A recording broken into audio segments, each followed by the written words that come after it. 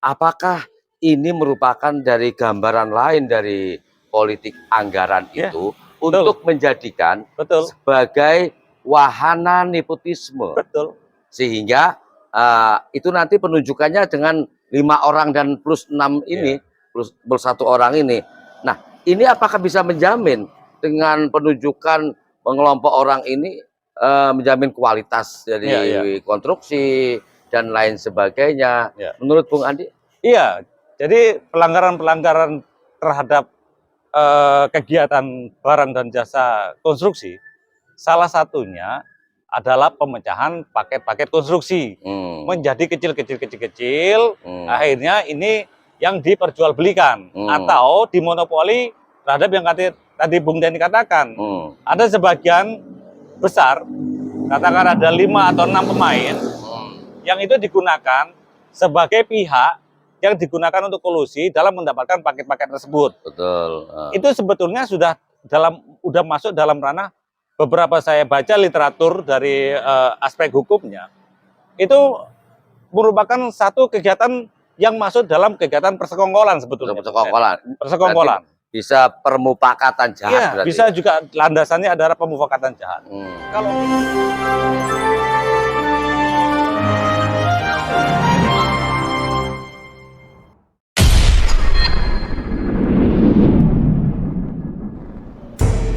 Assalamualaikum warahmatullahi wabarakatuh. Waalaikumsalam warahmatullahi wabarakatuh. Pemirsa, berjumpa kembali dengan kami dalam sebuah acara ngobos, yaitu ngopi bareng obrolan santai. Sambil minum kopi ya. Minum-minum kopi, karena ngopi itu kan ada sebuah pesan yang sangat bijak, yaitu ngolah pikir, menemukan kualitas untuk inspirasi, ide-ide yang menarik ya. Nah, sebelum kita lanjut, Bang Andi, kita minum dulu ya. Oke, sip. Bismillah. Nikmat banget kopinya. Ya, tuan rumah menyediakan. Baik. Ya, sungguh baik. Bentar ini kita akan bincang-bincang pemirsa.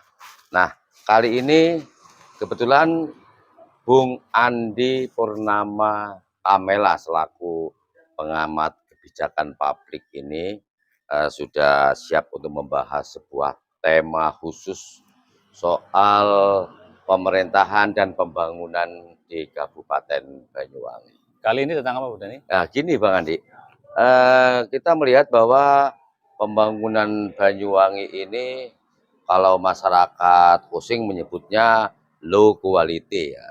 Jadi sebuah pembangunan yang lambat. Tapi sebenarnya justru kalau menurut kami ini stagnan. Dinamikanya tidak ada. Nah, ini kan ada sebuah misteri kenapa pembangunan di berbagai bidang di Banyuwangi ini kok begitu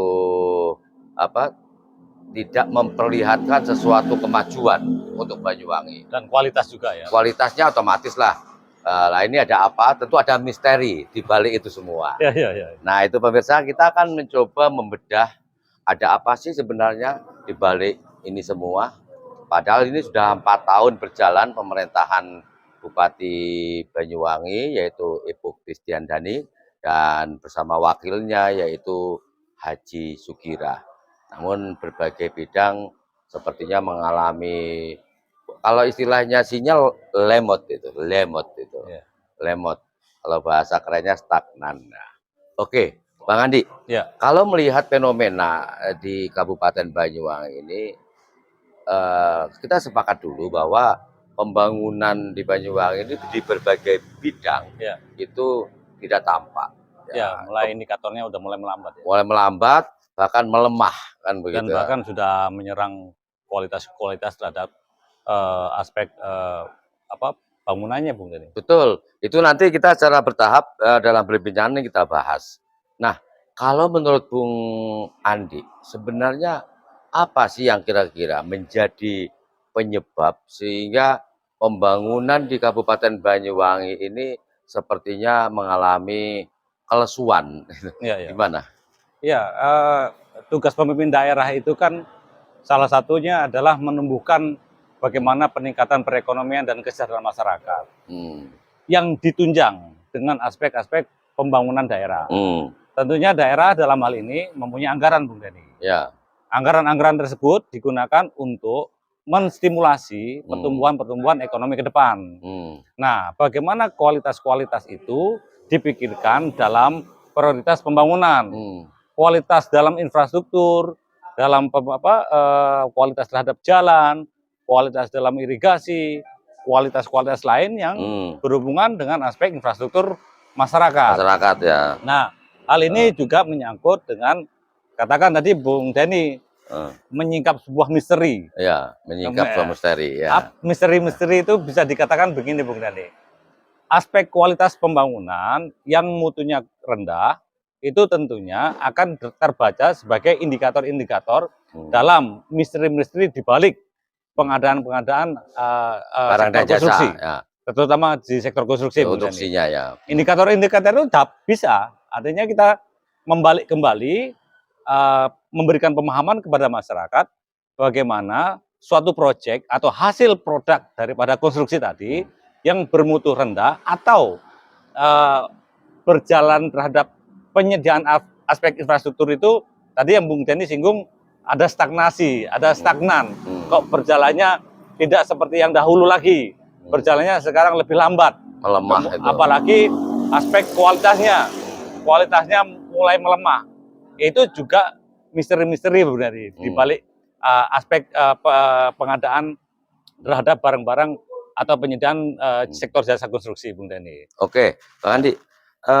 Kalau kita lihat APBD per tahun itu kan sudah ada pos-pos tertentu sesuai peruntukannya. Oh iya. Dan itu cukup besar ya. Ya. Nah, menyangkut anggaran yang cukup besar, namun, gitu kan, namun di sini terjadi tidak ada pemerataan, bahkan tidak ada konsistensi untuk menciptakan dinamika pembangunan yang lebih baik.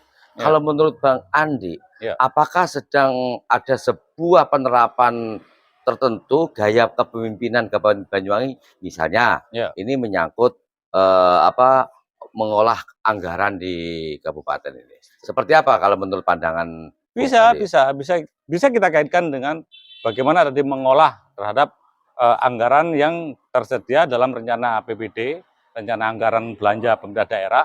Salah satunya kalau kita membahas fokus terhadap aspek penyediaan infrastruktur atau jasa konstruksi, itu juga bisa dikaitkan dari situ. Kenapa katakan pembangunan-pembangunan yang ada khususnya di daerah Banyuwangi ini mulai melemah indikatornya? Ingat Bung Denny, pembangunan itu tidak hanya pada sektor pemerintah saja, tetapi juga dari sektor pembangunan masyarakat. Bagaimana masyarakat yang bergerak dalam katakan pembangunan infrastruktur, UMKM, misalkan dalam pembangunan pembangunan sektor-sektor bangkitan ekonomi yang diciptakan masyarakat, yang paling besar peranannya justru pembangunan yang diadakan atau bersumber dari pemerintah sendiri, Bung Denny. Nah, kalau feedback ini dilayani dengan baik, tidak hanya berfokus tanda kutip, katakan kita membacanya dari politik anggaran ya. Kalau dalam politik anggaran itu menggabungkan antara politik dan anggaran. Politik itu ibaratnya begini. Seandainya seorang pemimpin daerah terpilih, kemudian dia mempunyai katakan hutang budi kepada tim suksesnya, kepada pendukung-pendukungnya, apa yang bisa menjadikan feedback balik kepada orang-orang pendukung itu tadi? Salah satunya pengadaan barang jasa konstruksi, Bung Denny, yang paling mudah untuk tanda kutip dimainkan, tanda kutip ada VV project. Ya, itu gunanya apa? Untuk mengembalikan modal-modal dari kos-kos politik tadi, Bung Denny. Makanya kalau ini dibiarkan terus-menerus, akhirnya hal yang sesuatu pelanggaran hukum seolah-olah dipandang sebagai hal yang biasa. Padahal aspek peraturan dan perundang-undangannya itu sudah diatur.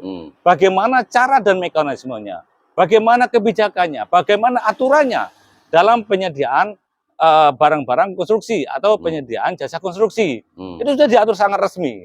Tetapi di sini masyarakat kan banyak yang tidak mengetahui. Ya, betul. Bagaimana regulasi dan aturan mainnya. Ini yang mudah dimainkan. Misalkan, maaf tanda kutip kita bicara tadi ada sesuatu yang misteri. Salah satunya misterinya itu tidak lepas dari korupsi, kolusi dan nepotisme juga. Yang dimainkan tadi bagaimana nanti mengembalikan dana-dana kos politik, yaitu tadi kolusi di bidang proyek, korupsi di bidang proyek itu sangat mudah dimainkan. Dalam hal ini tentunya berkaitan siapa penyelenggaranya. Penyelenggaranya ya pemerintah daerah. Oke, Bang Andi, saya tertarik tadi dengan ada satu kalimat pendek, politik anggaran. Siap. Oke. Nah, ketika bicara politik anggaran berarti di sini ada sebuah strategi untuk pencapaian tujuan tertentu dengan menggunakan anggaran. Ya. Ya, begitu ya. Ya. Oke. Nah, salah satunya misteri yang saya dapatkan info dari desas-desus di masyarakat, ternyata sesuai info itu dan sesuai data yang kami miliki ya, tapi mohon maaf kami nggak akan menyebut secara vulgar bahwa ada nama-nama yang dipercaya oleh penguasa. Kalau nggak salah itu muncul 6 nama, 5 nama diantaranya yang paling kompeten mengurusi masalah PL-PL. Nah, PL itu ya proyek-proyek langsung itu, proyek langsung dan lain sebagainya. Nah, apakah ini merupakan dari gambaran lain dari politik anggaran itu untuk menjadikan sebagai wahana nepotisme, sehingga itu nanti penunjukannya dengan 5 orang dan plus 6 ini, plus 1 orang ini. Nah, ini apakah bisa menjamin dengan penunjukan pengelompok orang ini menjamin kualitas dari konstruksi dan lain sebagainya? Menurut Bung Andi? Iya, jadi pelanggaran-pelanggaran terhadap kegiatan barang dan jasa konstruksi, salah satunya adalah pemecahan paket-paket konstruksi menjadi kecil-kecil, akhirnya ini yang diperjualbelikan atau dimonopoli terhadap yang tadi Bung Denny katakan. Ada sebagian besar, katakan ada 5 atau 6 pemain yang itu digunakan sebagai pihak yang digunakan untuk kolusi dalam mendapatkan paket-paket tersebut. Betul. Itu sebetulnya sudah masuk dalam ranah beberapa saya baca literatur dari aspek hukumnya. Itu merupakan satu kegiatan yang masuk dalam kegiatan persekongkolan sebetulnya. Persekongkolan. Bisa permufakatan jahat. Iya, bisa juga landasannya adalah pemufakatan jahat. Kalau kita singgung tadi, Bung Denny lebih menanyakan terhadap apa itu politik anggaran. Leadership itu membangun apabila dia tidak mempunyai kapasiti dalam memimpin mekanisme langkah dan ritme pembangunan, pasti yang dimainkan adalah politik anggaran. Politik anggaran. Itu yang pasti sebagian besar seperti itu. Kenapa? Kemampuannya tidak mumpuni, Bung Denny. Membuat aspek-aspek konseptual, membuat konsep-konsep aspek perencanaan dalam hal ibaratnya bagaimana konsep dia membangun ke masa datang, itu tidak mampu, Bung Denny. Yang dia hanya mampu adalah mengskemakan satu proyek-proyek, memecah proyek-proyek itu menjadi bagian-bagian kecil sehingga itu dapat dimainkan. Dimainkan untuk tadi permainan tanda kutip kolusi dan nepotisme, dan akhir ujung-ujungnya adalah tanda kutip ada dukannya permainan korupsi. Itu Bung Denny. Endingnya biasanya seperti seperti gitu. Siapa yang dirugikan? Yang dirugikan balik lagi masyarakat. Apabila itu katakan pelayanan untuk sektor irigasi, untuk sektor pembangunan jalan misalkan, kemudian ada permainan KKN tadi, kolusi, korupsi dan nepotisme, pasti cashback-nya itu yang dimainkan. Karena apa? Aspek perencanaannya lemah, aspek konseptualnya lemah. Kemudian begitu nilai tawar itu diberikan kepada Anda, itu akan menjadi bergening posisi untuk meminta cashback masalahnya. Semacam nilai persentase dari sejumlah proyek. Betul, ya. Karena secara filosofi Anda itu kan meminta. Ya, meminta. Anda itu tanda kutip lah, ibaratnya ngemis lah, ngemis kegiatan, gitu kan. Bukan yang diarahkan sesuai dengan kebijakan peraturan barang dan jasa, peraturan pengadaan barang jasa konstruksi. Meskipun hal itu adalah kegiatan katakan PL tadi ya, PL itu sebenarnya bukan penunjukan langsung, Bu Nani. Iya. Yang benar adalah pengadaan langsung. Pengadaan langsung ya. Pengadaan langsung itu aspek dan metodenya menyediakan badan usaha untuk mengerjakan sesuatu terhadap belanja konstruksi. Dia melakukan suatu objektivitas, bukan subjektivitas untuk menunjuk orang Dengan ini dana pemerintah, dana masyarakat, dana APBD, kemudian pejabatnya seenaknya sendiri menunjuk si A, si B, si C sebagai penerima paket. Itu tidak di situ. Padahal azas-azas terhadap aspek pengadaan barang dan jasa pemerintah adalah menjamin bahwa pelaksanaan tersebut harus accountable, berasasnya, asasnya accountable, kemudian fairness, kesetaraan, keseimbangan, kemudian dapat dipertanggungjawabkan.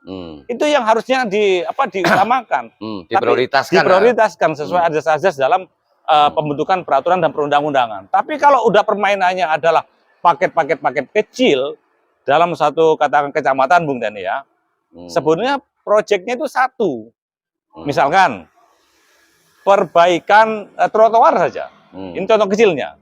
Dalam satu kecamatan, perbaikan trotoar itu ada beberapa titik dalam satu kecamatan. Kemudian paket ini ruang lingkupnya adalah satu, memperbaiki trotoar dengan katakan permukaan baru, dengan keramik, dengan paving, itu satu sebetulnya. Tetapi politik anggarannya bermain begini. Ini akan saya pecah menjadi paket-paket kecil supaya bergening posisi pemerintah daerah minta cashback gitu loh. Oh, untuk menaikkan capaian berupa nilai persentase dari proyek yang diberikan. Betul. Kalau seandainya itu diadakan lelang, katakan satu kecamatan itu saja mengerjakan paket pekerjaan trotoar tidak dipecah-pecah, itu kekuatan hukumnya pada pemenang lelang. Kan itu kan 200 sama dengan 200 juta itu pengadaan langsung. Di atas 200 juta itu melalui tender, Bung Dani. Nah, karena ibaratnya disalahartikan, apa yang dinamakan pengadaan langsung diplesetkan menjadi penunjukan langsung gitu kan? Ya, proyek langsung. Lah, ibaratnya yang ditunjuk kroni-kroninya sendiri. Oke, Bung Andi. Kroni-kroninya ya. Tadi kita sebutkan indikasi bahwa ada kurang lebih 5 orang plus 1 ya yang ditunjuk. Informasi awal tapi ini santer gitu loh, santer. Ini kan sudah menjadikan sebuah tradisi monopoli. Iya. Mau nggak mau kan ini sebuah monopoli dan tendensi persekongkolan. Dan salah satunya desas-desus yang kami terima, tapi mohon maaf ini sekali lagi saya nggak perlu mengungkap secara vulgar ya. Ada sebuah indikasi faktor X kedekatan antara penguasa dengan oknum dari salah satu 5 orang ini. Kedekatannya terjadi karena apa, Bu? Faktor X, kedekatan faktor X. Nah, makanya saya bilang nggak perlu secara vulgar akan menyampaikan itu. Kalau udah faktor X, berarti X lanjutannya kan begitu. Nah, pertanyaannya begini. Dengan terjadinya monopoli dalam hal penanganan proyek di Kabupaten Banyuwangi ini, dengan menunjuk orang cukup 5 orang plus 1 itu. Diborong semua itu. Diborong semua dari sekabupaten dan anggarannya padahal luar biasa di Banyuwangi ini. Kira-kira apakah ini tidak akan justru memperburuk penanganan atau penggarapan dari proyek-proyek yang dipaketkan kepada mereka ini? Ya, betul Bung Dani. Apabila katakan itu dugaan manipulasi terhadap bukan manipulasi, artinya monopoli ya tadi ya. Monopoli ya. Monopoli yang backgroundnya atau hubungannya sesuatu hal yang misalnya faktor X. Faktor X katakan. Faktor X kedekatan. Faktor X itu kan kira-kira bisa begini Bung Dani. Pada waktu pilkada dia yang dukung, pada waktu dia permintaan sesuatu dia yang ibaratnya ijon misalnya kan. Kalau cuman X saja mungkin bisa dikategorikan itu. Tapi di sini X-nya adalah kedekatan. Dalam tanda kutip X kedekatan.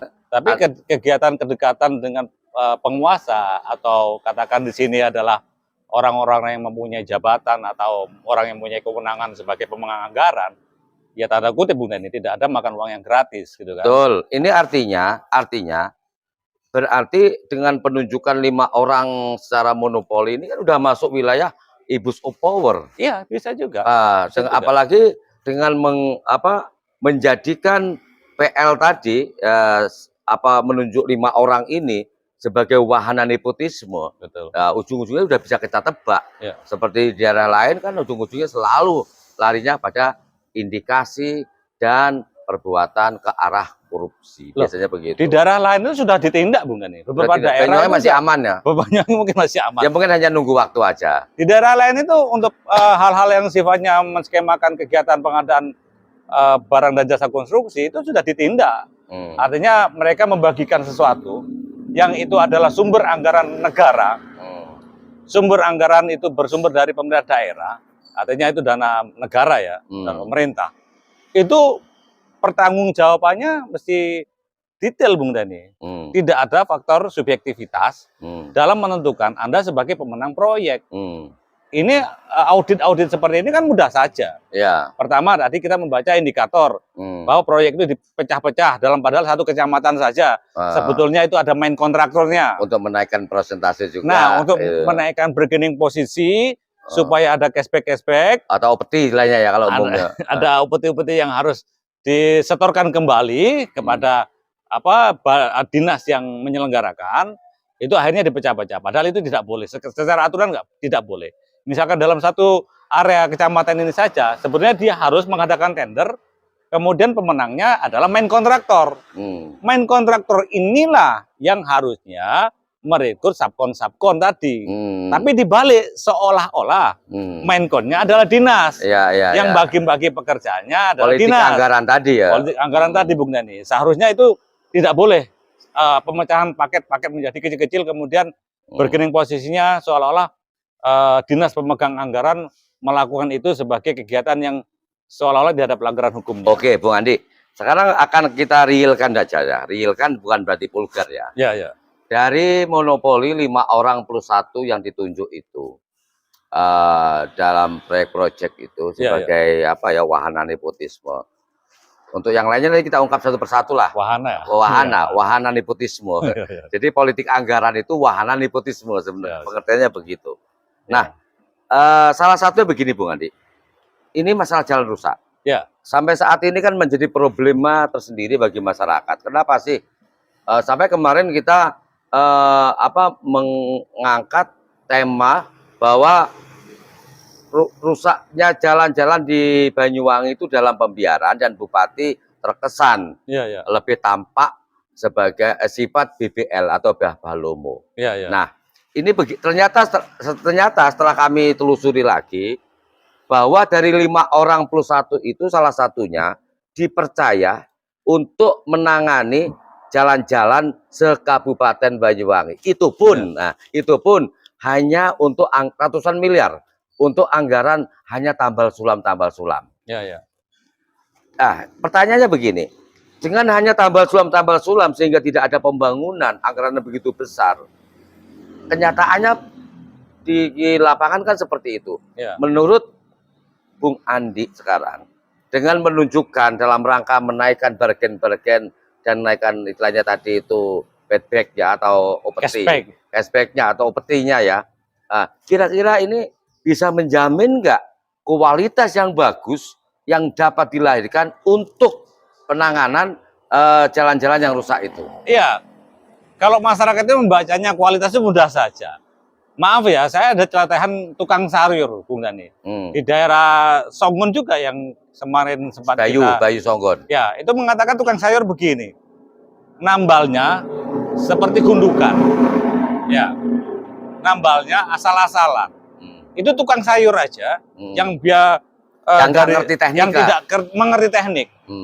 Jane kan dikeduk ulung ya, digali dulu, kemudian dibuatkan area perbaikan, dipotong dulu, kemudian disurfiskan kembali smooth, rata dan mulus. Itu tukang sayur, Bung Dani, yang mengatakan soal teknis. Maaf, ini dinas PU Pengairan yang isinya banyak orang engineer. Dinas PU CKPT. Maaf ya, dinas PU CKPP. CKPP ya. Nah, ini banyak ya dinas teknik itu kan isinya engineer Bung Dani ya. Ada insinyur itu kan. Pakar-pakar, ahli-ahli. Bahkan ibaratnya sampai ahlinya perizinan sampai bertahun-tahun. Itu kan juga maaf misalnya ini tukang sayur dapat mereview teknik, logika dan rasionalitasnya. Dia menilai dalam hal penambalan jalan yang terjadi. Begitu penambalan hanya dibersihkan kemudian ditambal menjadi gundukan. Ditumpuk begitu aja. Ibaratnya kalau saya tadi memakai tukang sayur aja mengatakan kok ngene ya misalnya. Kok begini gitu lah cara perbaikannya. Nah, kalau kita kaitkan dengan anggaran itu kok ada Bung Dani. Ibaratnya anggaran untuk aspek operasi dan pemeliharaan itu sangat besar kok. Katakan dalam satu kecamatan, beberapa kecamatan itu ada namanya unit pelaksana teknis.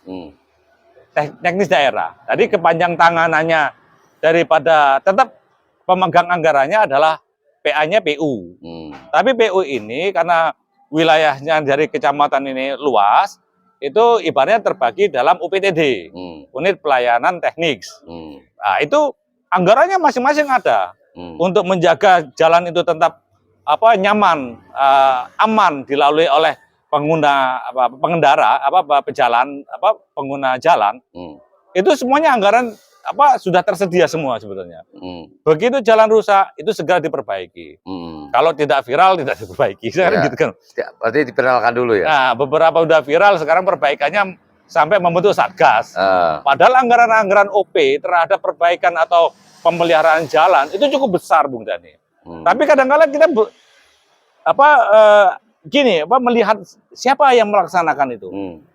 OPTD itu melaksanakan secara sendiri, artinya yang mengerjakan adalah dinas sendiri, atau dikontraktualkan dengan badan usaha lain. Pihak ketiga.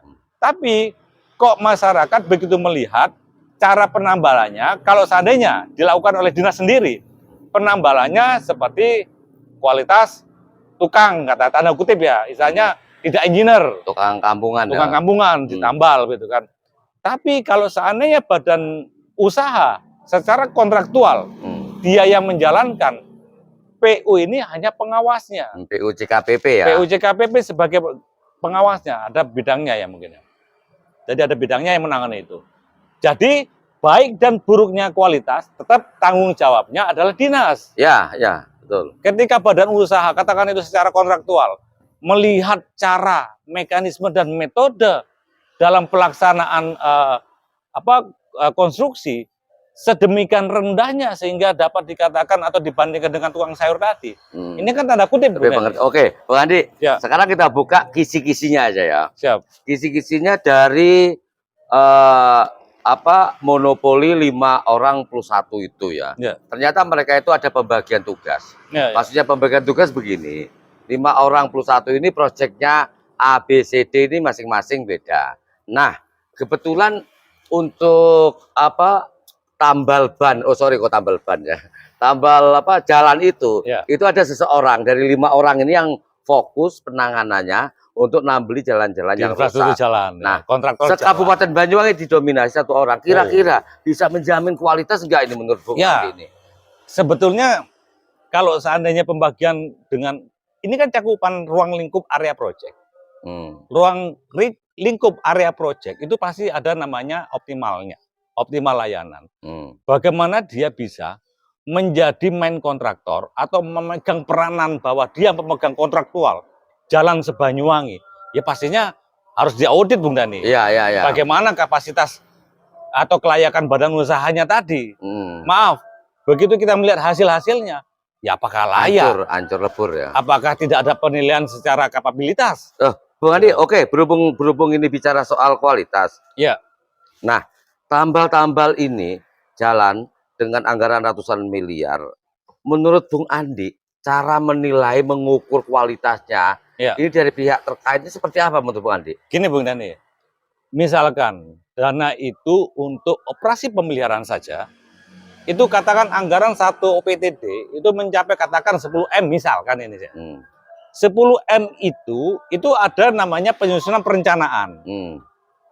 Indikator terhadap pembayarannya itu dikaitkan dengan kontraknya seperti apa. Misalkan itu dibayarkan by volume. Tentunya kualitasnya juga tercantum. Bagaimana menghitung volume dengan metode tambalan seperti itu? Ya, menggunung kadang-kadang. Menggunung begitu. Kadangkala yang rusak itu juga tidak di-cutting sehingga perhitungan volumenya tepat. Berapa volume yang telah digelarkan? Misalnya kontraktualnya tadi volume, Bung Dani.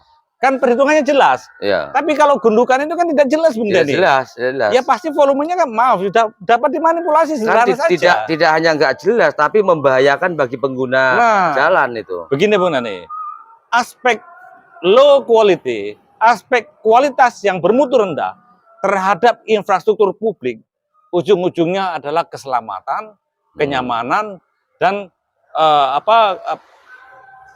ibaratnya masyarakat pengguna itu akan dirugikan.